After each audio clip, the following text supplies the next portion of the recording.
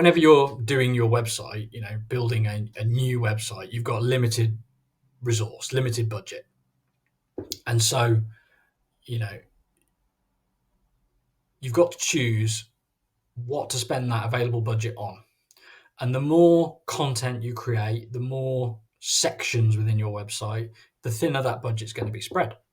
So it makes sense to prioritize and to choose wisely where you invest. Research has shown that there are some types of content that are very often prioritized in new website projects, very often attractive to the stakeholders, but that buyers simply don't look for, navigate to, or engage with in high volume. And therefore, spending your limited budget in creating that content at the up front at the beginning of your new website project is, meaning you've got less to spend on the pages that buyers are actually navigating to. And the number one, type of content that buyers won't typically seek out is content that's around their industry or around their role and persona. So a trend a little while ago, when more and more businesses became familiar with the concept of personas and how useful they were in shaping their content strategy, the idea quickly came up to have a section on your website for each different persona. So put a page that's aimed at the IT manager, the procurement manager, the finance manager, and so on, in the hopes that people would see that, visit that page, read all about why this solution is perfect for that type of buyer. But visitors are not on websites to learn about themselves. They're not on websites to read information about their role or even their industry.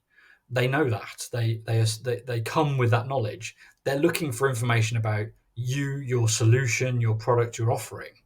So spending your limited website budget on creating, sections and pages on sectors, verticals, industries, customer types or roles often isn't as effective as we would hope. Now, I'm not one to say that you should never build that content out, but I would urge people to deprioritize it and tackle it later, and first focus on getting the information that is critical to purchase, getting it right, presenting it clearly, and working out the customer journey through that content, and only come back and develop sectors, verticals, industries, and so on if the budget remains once all that other critical content is live and working for you.